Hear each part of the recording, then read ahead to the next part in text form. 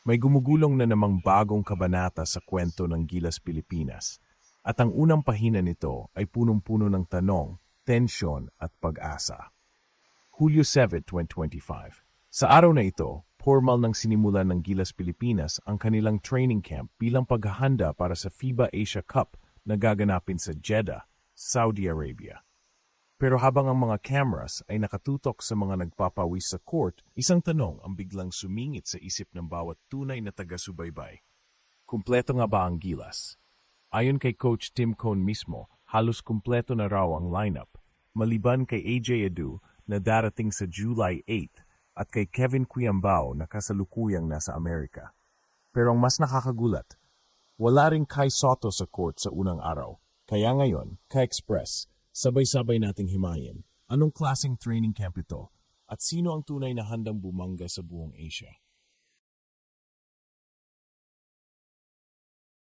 Coach Tim Cone sa kanyang maikli ngunit malaman na pahayag ay nagsabing everyone will be there on July 7th except AJ, who will be arriving on the morning of the 8th, and KQ, who will be training in the US for a time.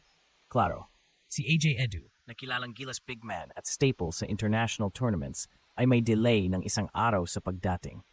Wala namang issue ron. Pero ang mas pinag-uusapan ngayon sa mga basketball forums at social media comments ay ang kawalan ni Kevin Cuyambao. Ang reigning UAAP MVP, Gilas forward at bagong darling ng mga Pinoy fans ay hindi nakasama sa July 7 practice dahil siya ay nasa Sacramento, USA para sa kanyang personal training camp. Pero teka, hindi ito dahil ayaw niya sa Gilas. In fact, ang pagkaalam ng lahat ay matindi ang commitment ni Kevin sa national team. Ayon sa mga insider na lumabas sa social media at news outlets gaya ng Spin.ph at Manila Times, kasama ito sa naunang kasunduan kay Coach Tim Cone na habang wala pa sa formal na lineup assembly ay pahintulutan si Kevin na lumahok sa international training. Bakit? Simple. Dahil ito ang panahon na kailangan niyang iangat ang sarili sa international level. Kasama niya ngayon sa Sacramento ang ilang trainers na konektado sa NBA-level development programs. May practice game agad siya paglapag sa US, may workout sessions na documented sa IG stories, at may mga silent whispers na siya raw ay inaalok ng private scout sessions. Sa madaling salita, si Kevin ay hindi lang nagpapalakas para sa Gilas, kundi para sa mas malawak na pangarap, ang NBA. Pero kung pag-uusapan ang NBA dreams, hindi pwedeng hindi mabanggit ang pangalan ni Kai Soto. At dito mas lumalalim ang tanong. Kung si Kevin ay excused at si AJ ay darating sa ikawalo ng Hulyo, asan si Kai Soto sa unang araw ng training?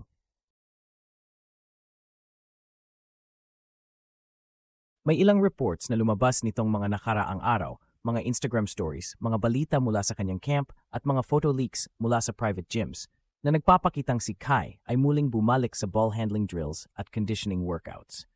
Ang ibig sabihin nito, posibleng bumalik na siya sa full contact basketball training sa mga susunod na araw. Ayon sa ilang source na malapit sa Gilas camp, inaasahan ang pagdating ni Kai Soto sa training camp ng Gilas any day this week. Wala pa mang exact date, pero kung pagbabasehan ang trend ng kanyang recovery mula sa minor injury nitong nakaraang buwan, posibleng isinalang si Kai sa private conditioning muna bago isabak sa Gilas system. Isa pa, kung pagbabasehan ang timeline ng Asia Cup sa August 5-17, may sapat pang oras si Kai para humabol sa chemistry building at playbook familiarization.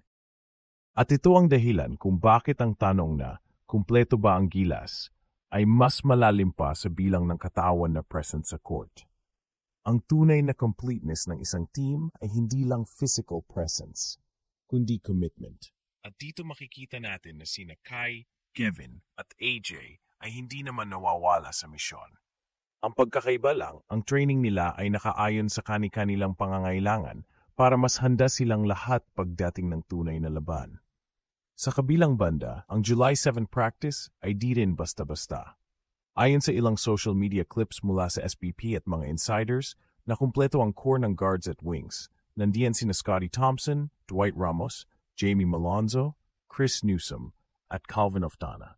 May mga bagong drills na ipinatupad ni Coach Tim, kasama na ang mga FIBA-oriented sets at defensive rotation systems. Pero higit sa lahat, may pakiramdam na, this is not just another training camp. This is war prep. Dahil alam ng coaching staff na hindi biro ang Asia Cup 2025. Nandiyan ang Jordan na malamang kasama pa si Rondae Hollis Jefferson. Nandiyan ang Lebanon, ang Korea na mukhang babalik na rin, at syempre ang Australia at New Zealand na tila hindi naubusan ng NBA caliber talent. Sa ganitong setup, hindi mo pwedeng mawala ang Kai KQ-AJ trio. Sila ang magiging backbone ng frontline. Si Kai ang rim protector at inside anchor. Si AJ ang high IQ stretch big. Si Kevin ang hybrid forward na pwedeng pang international mismatch. Kung mawala kahit isa sa kanila, bababa ang ceiling ng Gilas. Kaya kahit wala sila sa unang araw, ang tunay na balita rito ay wala silang inurungan. Hindi sila nawawala, sila ay naghahanda. Sa iba't ibang paraan, sa magkakahiwalay na lugar, pero isa ang intensyon, dalhin ang Pilipinas sa podium finish sa Asia Cup. At kung pagbabasehan ang body language ni Coach Tim Cone sa mga recent interviews, may kumpiyansa siyang dala. Hindi ito yung normal na we'll see what happens tone.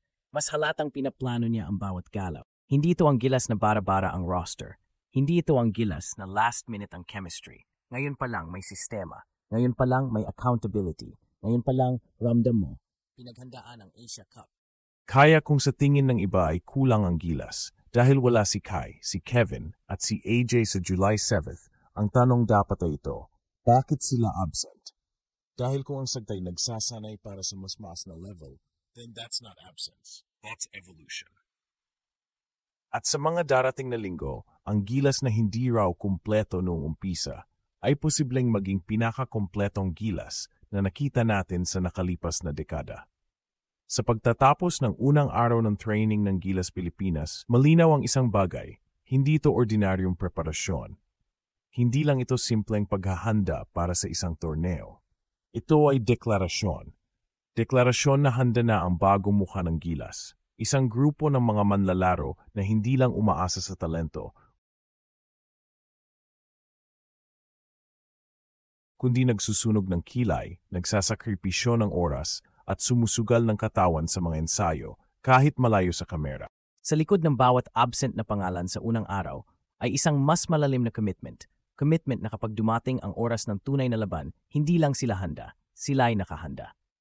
Sa kaso ni Kevin Kiambao, ang kanyang desisyon na mag-ensayo sa Amerika ay hindi kawalan ng puso para sa Gilas, kundi pagpapakita ng mas mataas na layunin, na iangat ang sarili at dalhin ito pabalik sa bansa.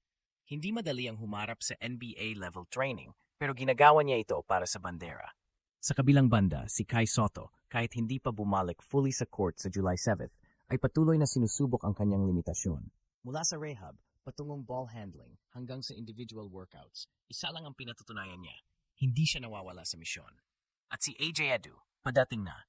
Kumpleto ang commitment, kahit delayed ang